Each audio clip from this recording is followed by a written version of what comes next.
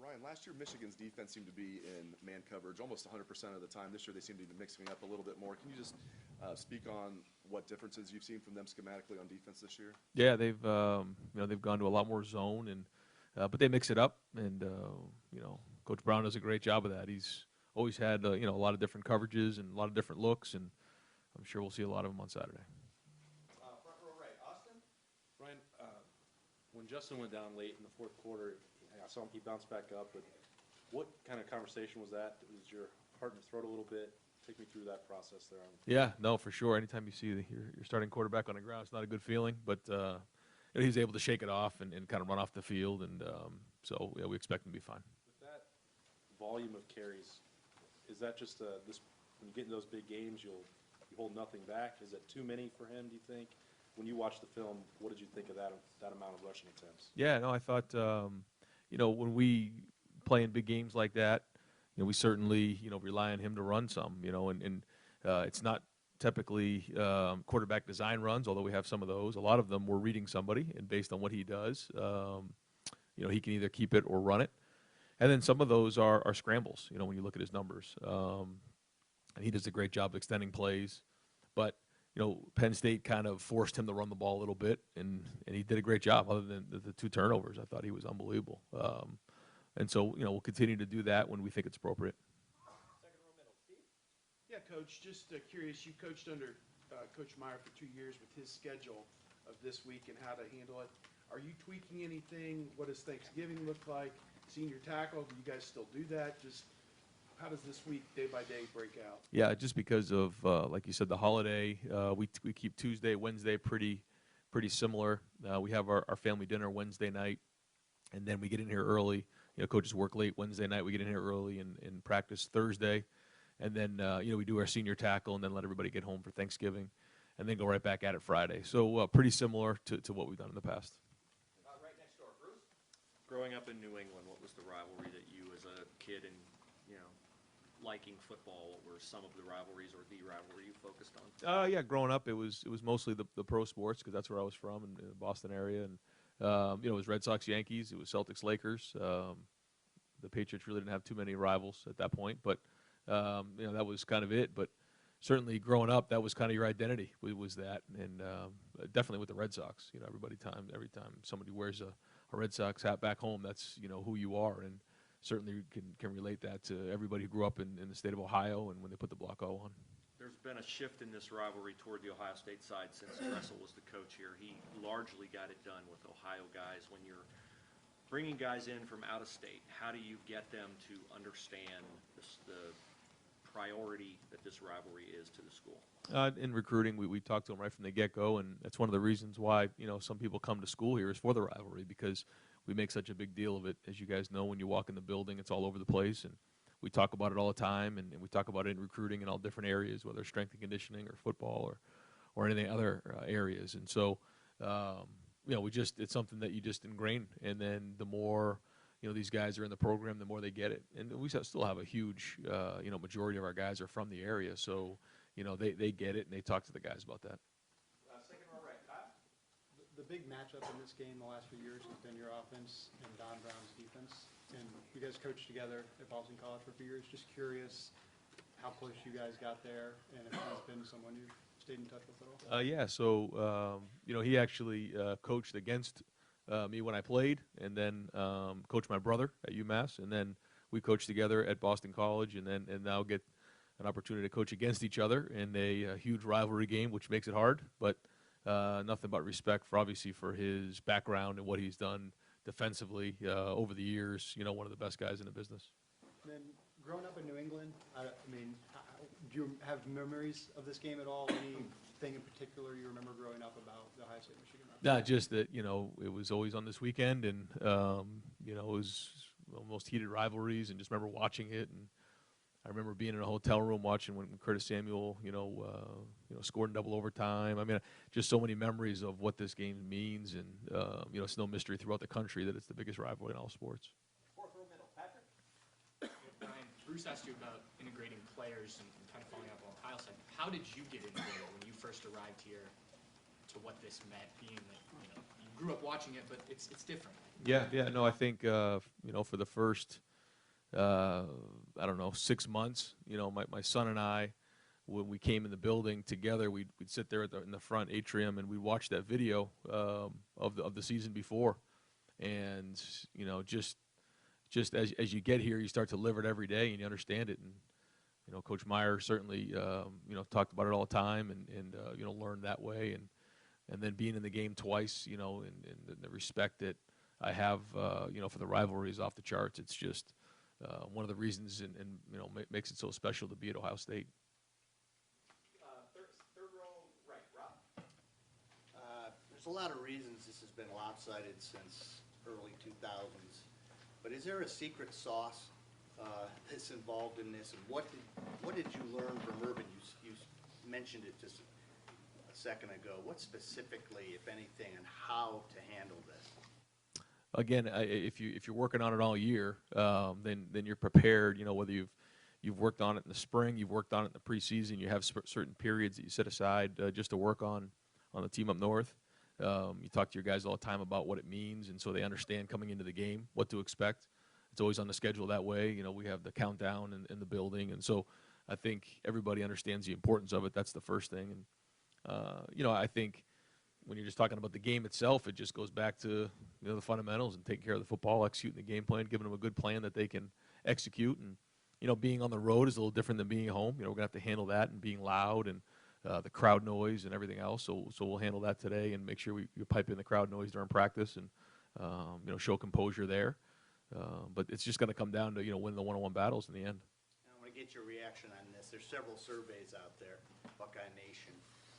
40% would, given a choice, would rather beat Michigan and lose in the playoff than win a national title and lose to Michigan. Does that surprise you at all? What's that speak to the intensity here? Oh, I don't know. I just know we're focused on this game, and I don't know. I mean, a lot of people do a lot of what-if scenarios and everything, and I know that this game means everything to us, and nothing matters if we don't win this game. So we got to win the game, and that's the only way I look at it. Front row left, Nathan. Just what stands out to you about Michigan's offense, and how have you seen it sort of develop and progress over the course of the season? Yeah, I thought that's since the halftime of the Penn State game, they've really played good football, and Patterson's throwing the ball well. The receivers are good. Collins, Peoples-Jones. I think their tight ends are good. The offensive line did a really good job against Notre Dame, and they got a good scheme. They had a lot of good coaches there, so they kind of found a rhythm in the second half of the season here, and so it'll probably be our biggest challenge again. As we've gone on the season, I think we've been challenged more and more, and this will be the most talented group we've seen by far. The way that they sort of move people around, motion, misdirection, things like that, is that something that could potentially negate Chase Young, and how do you see your defense having to kind of respond to that? They're sound and they do a good job. I think at the end of the day, it comes down to players, and I don't think they're going to do anything that's going to be anything that we probably haven't seen, but maybe they will. But I think at the end of the day, it's going to come down to execution and guys winning their one-on-one battles. Second row left, Ari.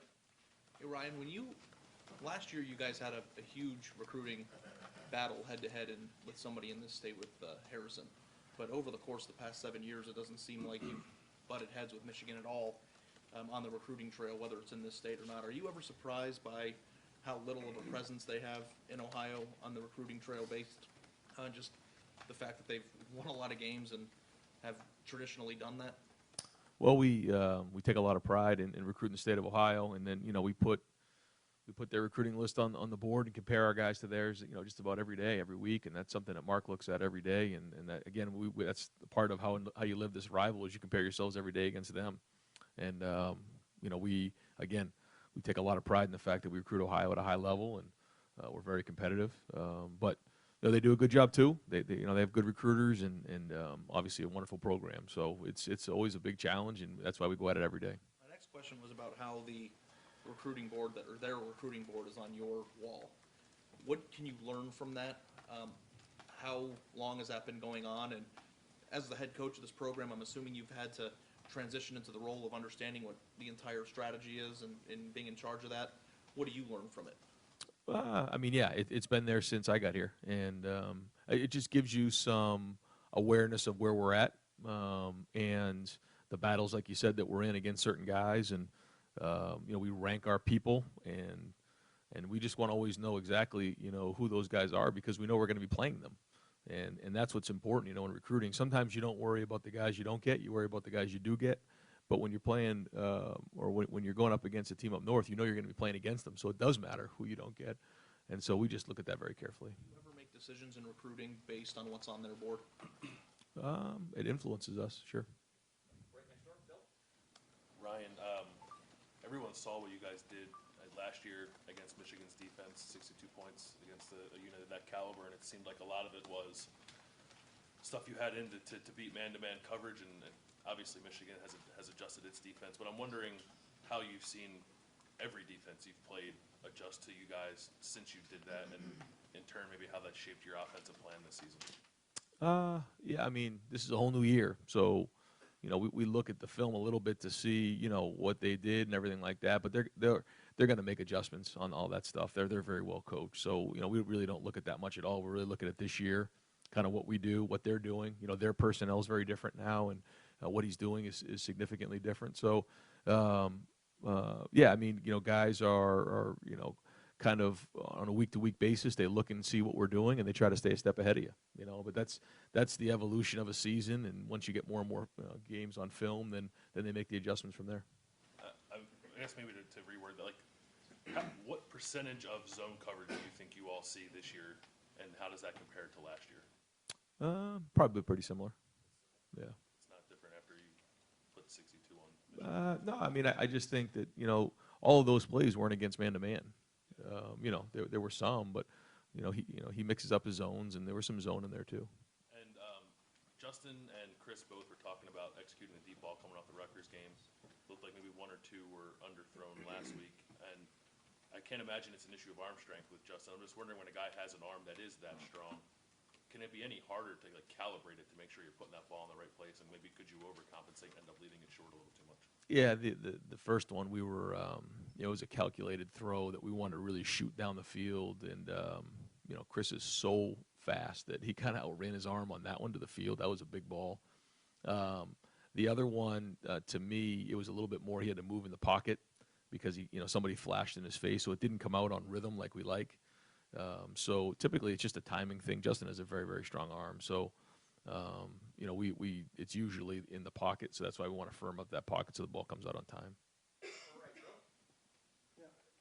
Coming out of the Penn State game, you said that yeah, in the second half when things were kind of going south, it kind of retrenched and weren't as aggressive as you normally are.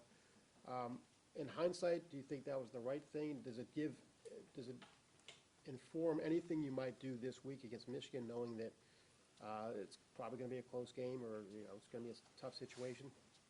No, it doesn't change anything. I think absolutely it was the right thing to do at the time, and won the game. That's the number one thing to do, and so you do everything you can to win the game. But we're aggressive. We always will be aggressive, and we're going to be aggressive. Yeah.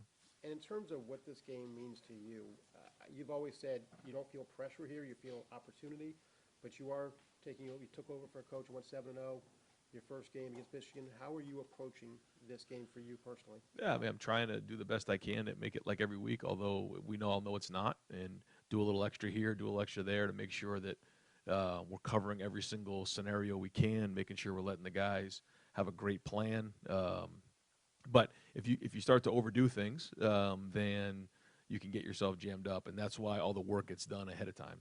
That's why we live at 365, so that when you get here during the week, you don't have to all of a sudden come up with an unbelievable speech on a Tuesday. The guys know what it is, and you can put the focus more on giving them a good plan, making sure things are tight, and spending your focus on making sure the guys are prepared. So when you took over December 4th, you're already thinking about this game? Oh, yeah. I mean, it's no secret that, part of your evaluation as the head coach at Ohio State is how you do in this game. We all know that. So when you take the job, you understand that. You could win them all and then not win this game, and you'd feel like it's a disappointment. And I get that. I embrace it, and that's why we're working so hard this week. Right next door, Tim? Yeah, Ryan, number one, what is that key area that's between tight and loose that you want to get to for this game? I mean, obviously you don't want the guys so tight. Yep. I mean, how do you play that? Well, I call it focus. I think when you look at someone's eyes, you can tell if they're focused or not. And based on how well you prepare, the more confidence you have. So I look at it like, if you're taking a test and you know the answers to the test, you're focused, but you're not nervous and you're locked in. You know you're going to do well because you have all the answers to the test. If you don't know all the answers to the test, and you start getting nervous, you start getting anxious.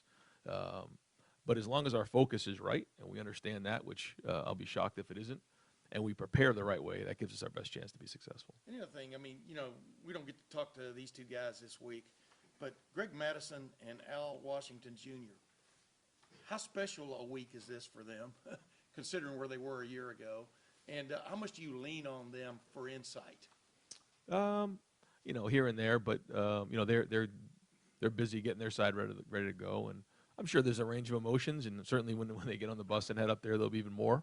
But it's just one of those things that's part of the job. You work through it, and they'll be really professional about it, and they know there's a lot riding on this game, and they want to do great for their players and for their families and everything like that. But I'm sure there's a lot of emotions going on there. Real quick follow. Did you go after them because of something also that they could bring to this week in particular, or was No. that part of the attraction? No. The major attraction was that I knew both of them very well. One, I was a coach when he played, and then I coached with him. And then the other one I coached with and have a tremendous amount of respect for. And my whole plan was that, when I have an opportunity to have my first coaching staff, everybody in that room I trusted that had my back when things maybe didn't go so well. And that was it. And it just so happened to be that it was against the School of North. And I know sometimes that's hard to swallow, but that was just what it was. Third row middle, Dan? Ryan, is there a specific moment or memory you have after you arrived here at Ohio State where you realized just how important this rivalry was to people here?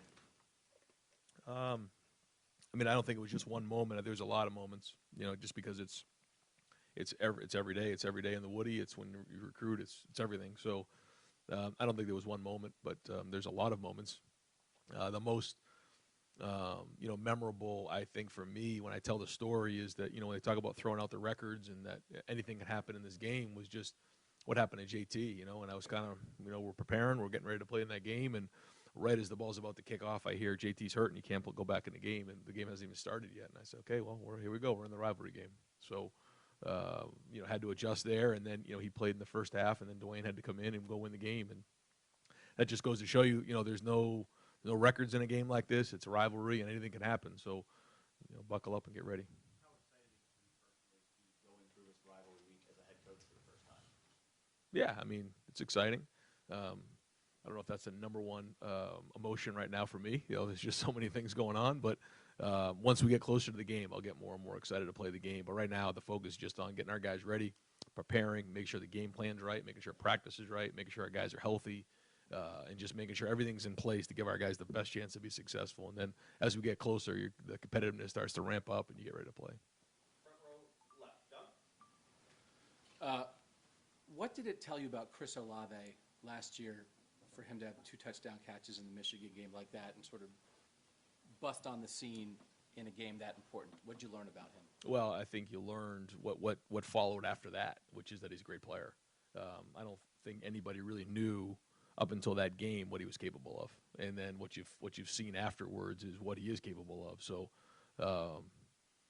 just obviously to play in a game like that and to become a legend in the history of the game, as a freshman to block a punt and have 2 touchdowns, that's just unbelievable. And then look what he's done from here. So that was a great way to start off his career.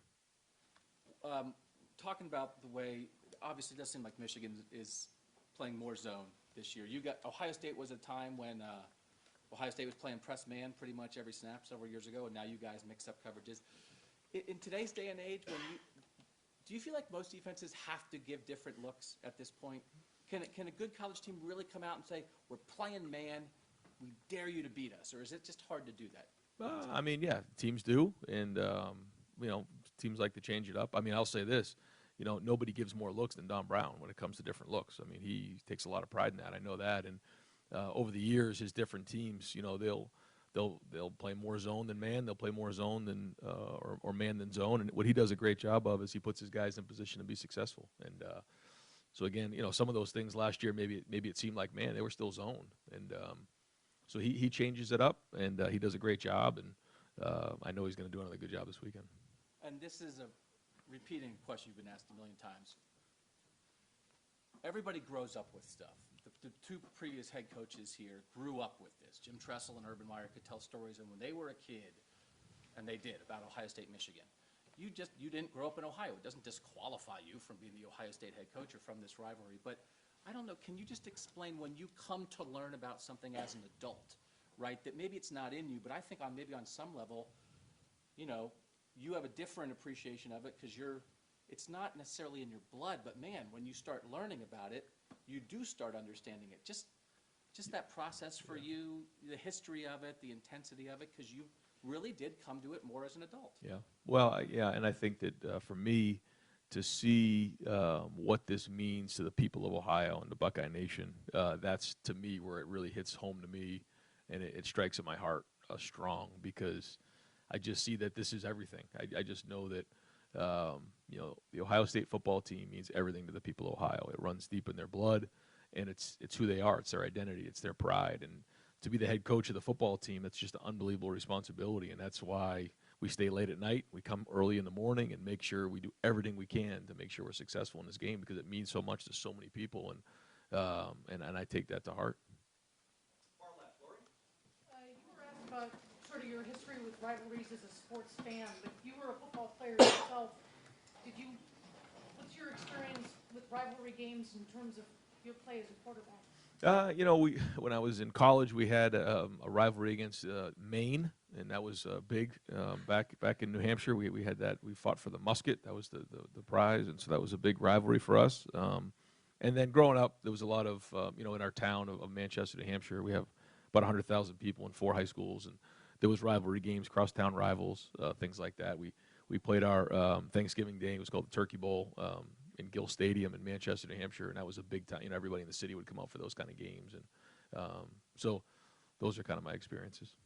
Sort of jumping off Doug's question, did anything in your background prepare you for what the rivalry means here in Columbus? Again, just seeing, and you know, I mean, I've been around sports my entire life. I've watched sports my entire life.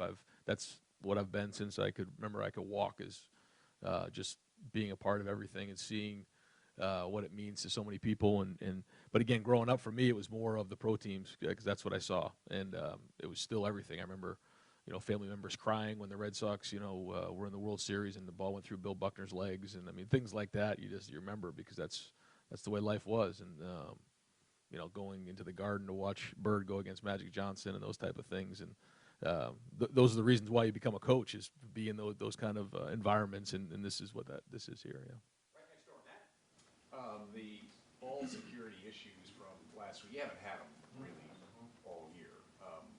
Any common thread in it? Was it just good defensive plays by Penn State, and how much is that obviously going on the road, I guess, emphasized this? Yeah, I mean, it's completely inexcusable, and you know, that's how you ruin a whole season right there. So that being said, I think it was a little bit of both. I think that we were a little careless. I thought a couple of them were really good plays. You know, the one to Justin and the goal line, he's working hard. The ball's pretty tight, and the guy puts his helmet right on the ball. Not an excuse, but I thought if you look at it, he wasn't just being careless there, but not good enough.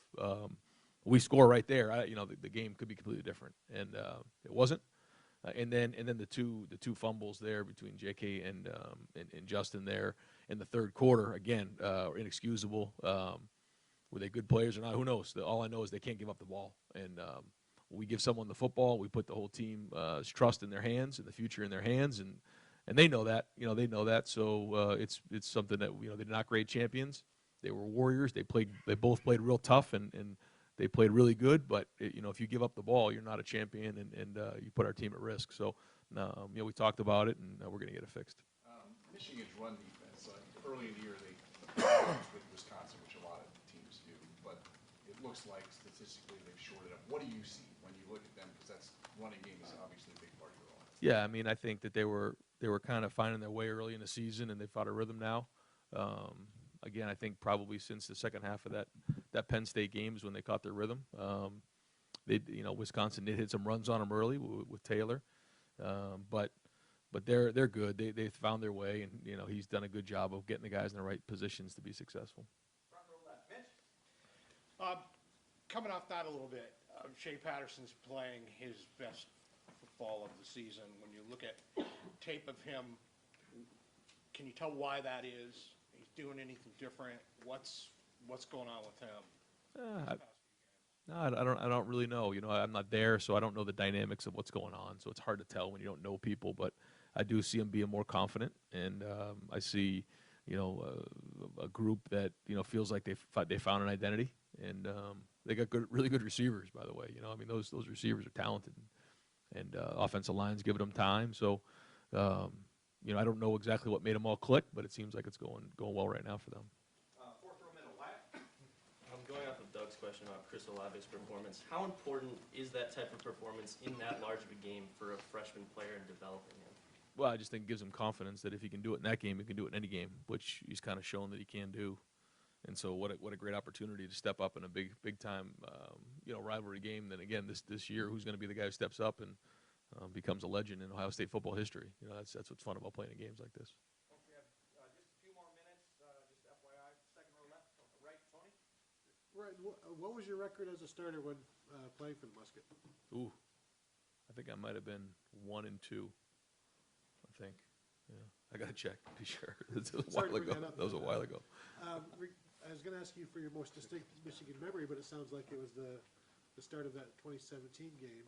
Then what do you remember when JT finally went down for good at the end in terms of getting Dwayne ready for that? Well, going into the game, the week before, we played Illinois at home in the pouring rain, and Dwayne came into the game and fumbled on like his second snap. They returned it for a touchdown, and we had to put JT and the starters back in the game, which was a complete nightmare. So that was my last memory of how Dwayne was doing on the field, and now we're in the rivalry game trying to play and win the game. And I think it was his first 2 snaps were 2 false starts. It was 3rd and 3. We got a false start. It was 3rd and 8. We got a false start. It was 3rd and 13. Then he threw the fade route to Austin Mack. And then from there, he played really good. He kind of stepped into it, and I think that was his. You talk about Chris Olave's moment. That was probably Dwayne's moment to say, yeah, I'm here now. So it was great to see him compete like that. But up until that moment, I wasn't really sure how it was going to go down. Were you upstairs? I was in the box, yeah. Yeah, no, it was just, hey, here we go. And have at it, brother. Ryan, in this rivalry, looking back the last really 20 years, the team that wins the rushing battle typically teams to win. Whoever outgains the other, and obviously that probably typically happens in football, where the team that wins is going to outgain the other. But I'm curious, in this rivalry, why do you think that's been magnified or really important? I think it's important in every game because you control the clock, you control the game when you can run the football. I thought we did that last week, other than the turnovers, because if we don't turn the ball over, we pretty much control that game because we ran the ball. But I just think it's important that way. You can throw the ball and that's fine, but when you can run the ball, you control the clock, you control the game, and so I think that's why it's typically important.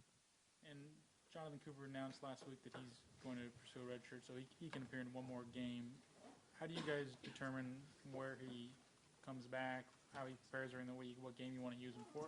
A lot of things come into play. The depth of our D-line, his overall health, if he's exactly at 100%, what the game plan is. But it's good to know that we have a game that we can use him in if it's fit.